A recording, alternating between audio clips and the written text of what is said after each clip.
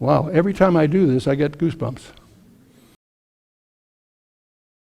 This presentation may prove damaging to the comfort of closely held presuppositions. The thing you need to discover is that every number, every place name, every detail in those 66 books is there by deliberate design. And that's something you need to discover for yourself, because once you discover that, it changes your perspective in regarding the integrity of the whole, not just in broad brush sense, in a very detailed way. Are there hidden messages in the Bible? And that is mentioned several places. One way is in Proverbs 25:2. It's the glory of God to conceal a thing, and the duty or honor of kings to find them out. So I'm going to show you some of those things.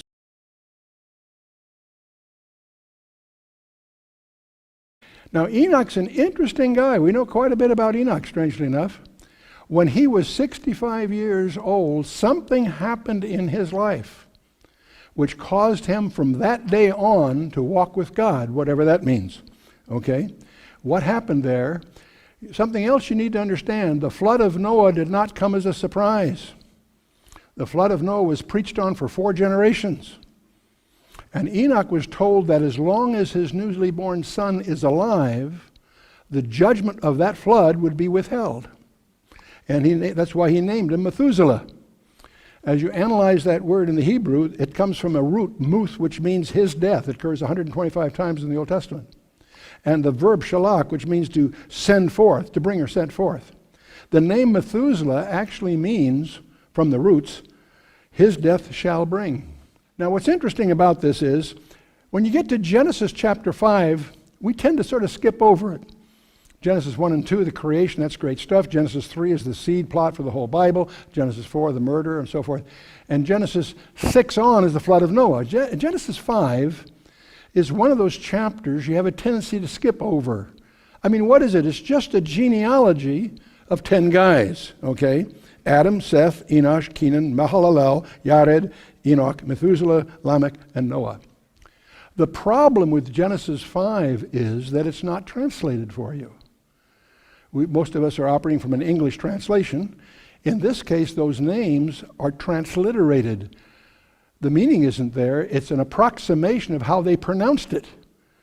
And so we don't know how to deal with it. See, what do names mean? My legal name is Charles. What does that mean? Nobody knows. It's been lost. People have different conjectures, but no one's quite sure. Many of us in this room probably have names that were just given to us by parents because it appealed to them at the time. It doesn't necessarily carry significance. But in Hebrew, it's a whole other thing. Many of you may not realize that Hebrew is the only language that's sememic, not just phonetic. Most alphabets are phonetic. They lend insight as to how you pronounce a word. Hebrew is unique in that the original Hebrew, the Paleo-Hebrew, symbolized a concept, not just a sound, a meaning.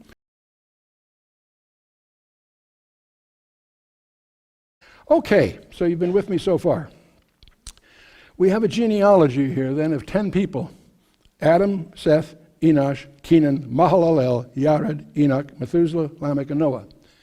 Let's not transliterate it, let's translate it. What do those names mean? Well, Adam means man. Seth means appointed. Enosh means mortal. Kenan means sorrow. Mahalalel means the blessed God. Yared means shall come down. Enoch, teaching. Methuselah, his death shall bring. Lamech, the despairing. And Noah, comfort or rest. Man's appointed mortal sorrow. But the blessed God shall come down, teaching that his death shall bring. Whose death? God's death. Man is appointed mortal sorrow, but the blessed God shall come down, teaching that his death shall bring the despairing comfort or rest. Wow, every time I do this, I get goosebumps. Now there's no way, this has several implications. There's no way you'll ever convince me that a group of Jewish rabbis conspired to hide a summary of the New Testament Christian gospel in a genealogy In the Torah? No way.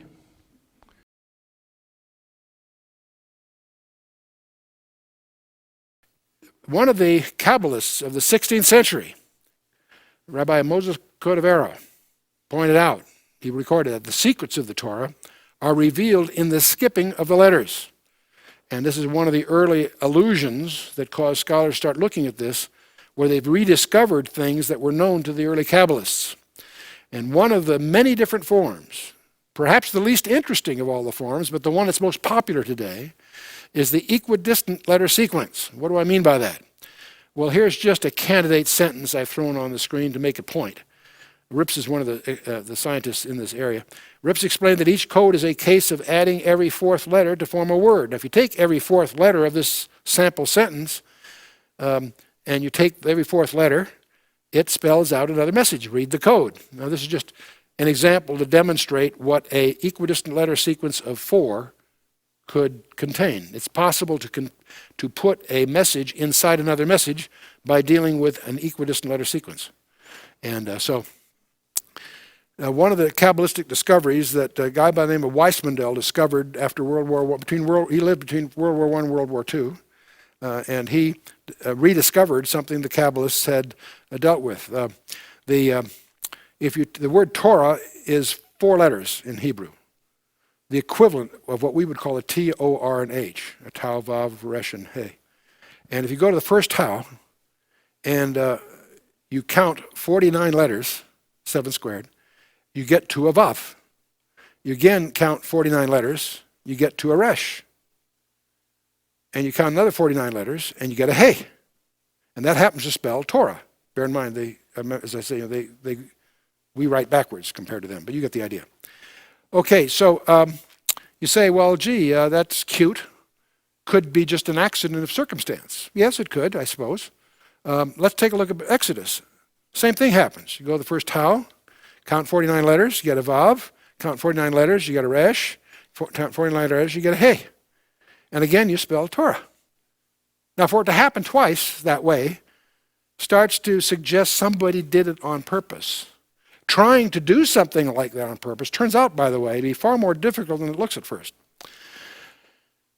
Well, you go to Leviticus, and nothing happens. You feel a sense of relief, probably. You go to Numbers, the same thing happens, but with a switch. It is spelled backwards. You go to Deuteronomy, the same equivalent thing happens backwards.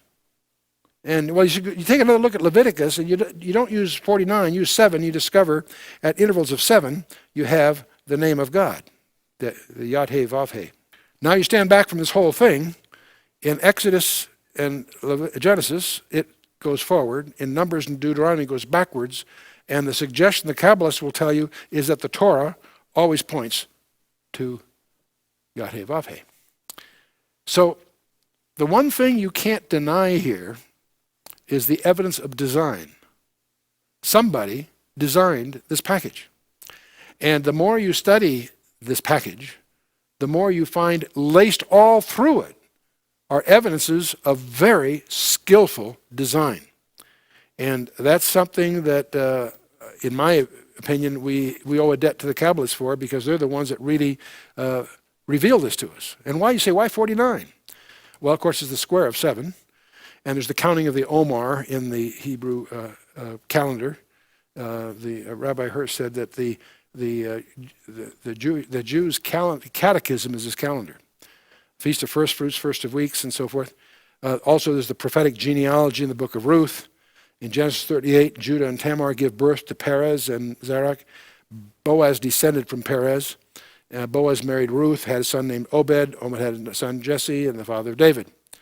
In Genesis 38, this is Genesis 38, in the days of Moses, these names are encrypted at 49 letter intervals in chronological order. Bear in mind, in the book of Ruth, which is the time of the Judges, it mentions Boaz, Ruth, Obed, Jesse, David. Fine.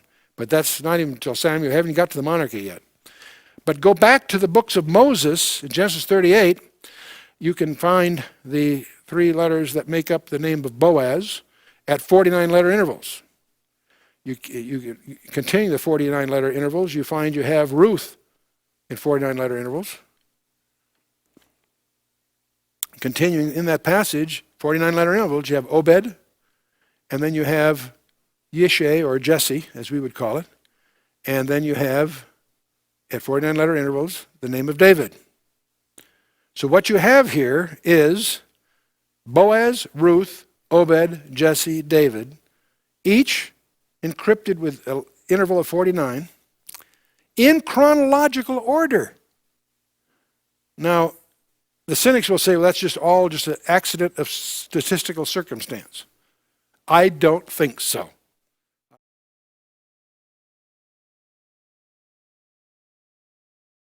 And I want to talk a little bit about sevens in the Bible. And they occur in over 600 passages. I probably should have said 700. Some are very overt. Some are structural. You really have to look, and some of them are even hidden. But the sevens are everywhere. In fact, there's a discovery that I want to touch on about called the heptadic structure of the Bible. I want you to imagine a challenge. Imagine yourself being assigned in that classroom context with a blank sheet of paper. And what I want you to imagine, you don't have to literally do it, but I want you in your mind's eye to accept an assignment to create a genealogy. You can do it from fiction if you like. But I want the number of words that you're going to end up using to be divisible by 7. In other words, if you take, when you finish making your little genealogy, if you count the words and divide by 7, there should be no remainder. In other words, I want you to have your assignment a multiple of 7 exactly. How many could do that? It's not hard to do, especially in English. You can fudge it around, okay. Except I got another condition I want you to meet. I want the number of letters that you use, if you count them up, to be divisible by 7 exactly. Now that's a little tougher, isn't it? Because you might get the words come out, but you need to get the letters to come out. But by fudging around, you could probably do that. Except I want the number of vowels and the number of consonants each to be a multiple of 7. How many are still playing with me? Okay. Well, I've got some additional rules I want your assignment to meet. I want the number of words that begin with a vowel to be divisible by 7. I want the number of words that begin with a consonant to be divisible by 7. And I have some other things. I want the number of words that occur more than once to be a multiple of 7 exactly. And I'd like to have those that occur in more than one form to be divisible by 7. And those that are in only one form divisible by 7. How many are still playing? Okay. You realize every time I impose another 7-fold rule, you've got 6 chances of losing and 1 of winning just by randomness. You with me? Okay. The number of nouns should be divisible by 7. Only 7 words won't be nouns. And the number of names should be divisible by 7. Only 7 other kinds of nouns are permitted. Anyone still playing? Okay. And so what you probably, some other things here. The number of male names is divisible by 7, number of generations. And you've probably guessed what I'm doing here. I'm describing to you the genealogy of Jesus Christ in the first 11 verses of the Gospel of Matthew. They meet all those rules. Now you can't imagine doing that yourself. And I'm talking about Greek, which is rigid. Every Greek verb has to meet 5 conditions. It's much more structured than our English that we're used to. And so the precision, what I'm trying to get across is that we discover as you investigate the text, it has properties that are not simulatable. Trying to do that even with the aid of a computer is a almost impossible task. See, Greek also is one of the 2 languages that have a numerical value for every letter in their alphabet. Hebrew and Greek have that peculiar characteristic. That means that every word has a value. They call it the geometrical value. And we could go through this of the rest of chapter 1 and find it still obeys dozens of these 7-fold challenges. I won't go through them all here, but almost every characteristic you measure turns out to be a number that's an exact multiple of 7. Now, the child of Christ in Matthew 2, same also fits all of that. And we could go on and on about this. The chances of these things happening by statistical accident are phenomenally unlikely. If I just have 2 of these, if I have 1 rule of 7, you've got 6 chances of losing, 1 of winning, right? But if I have 2 rules, that's 1 chance in 7 squared, or 49. In other words, you have by randomness, you have 1 chance in 49 of it coming out the way you want it. You with me? And if I have 3 of those, it's 1 chance in 343. See, it's always the exponent of the number you're looking at. And so if I have 4, you have 1 chance in 2,400 of getting it by just statistical accident. And so if you go down this list, I've given you 9 rules so far. Those 9 rules mean that you have 1 chance in 40 million of having it come out right by just statistical accident. Once you understand the statistical behavior, the more rules there are, the more unlikely it is to come about by anything other than deliberate design. Dr. Ivan Panin, born in Russia back in 1955, exiled at an early age, got involved in a plot against the Tsar, emigrated to Germany and then the US. He graduated from Harvard in 1882. And interestingly enough, he discovered Christ. Now, every one of us in this room that has discovered Christ are the result of a miracle. But if you've got a PhD from Harvard, that's a bigger miracle, okay? And so, but he also discovered early in his career what he calls the heptadic structure of the Scripture. And back in 1890, actually. He committed the rest of his 50 years of his life, generating over 43,000 pages of discoveries. Very dry reading, but staggering in their implications.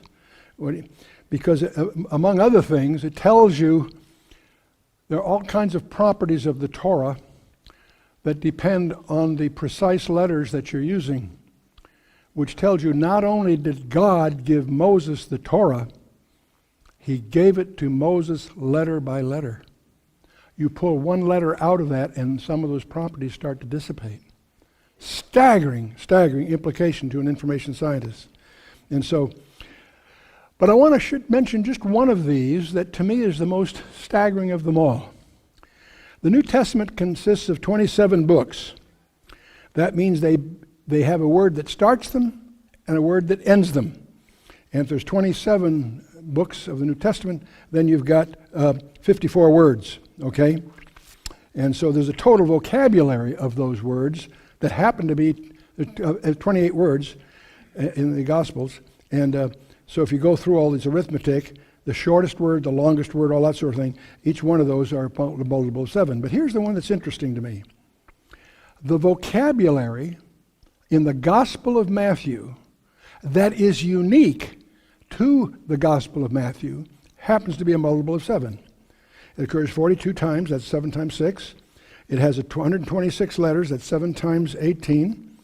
And that's the only property that these words have is that they are unique to the Gospel of Matthew. And they come out precisely as a multiple of 7. You with me so far?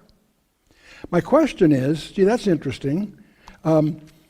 How could that have been organized? Let's imagine that Matthew deliberately tried to make it come out that way. How would you go about doing that? There's only 2 ways you could do that. One is you could have all the other authors of the New Testament agree not to use those words. How many think that happened? I don't think so. Well, the other way, you could use that argument linguistically to prove that Matthew must have written his last. That's the only way he could preserve that property, right?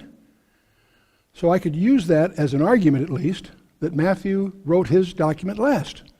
Well, that's pretty interesting. So Gospel of Matthew wrote his last, except I discovered that when I look at the Gospel of Mark, it has the same property. That the words that are unique to the Gospel of Mark are a multiple of 7 exactly. That proves that Mark was written last. Well, no, wait a minute. If I look at the Gospel of Luke, it also has that property. That the words that are unique to his writing in the New Testament, those words, there's the number of words that are unique to him are a multiple of 7 exactly. That proves that Luke wrote his last, except so did John. Each one of these wrote theirs last. In fact, so did James, Peter, Jude, and Paul. Each wrote last. Each one of their writings, the collective writings, has a vocabulary unique to them. Staggering. Staggering. You can't prove the Bible. Yes, you can.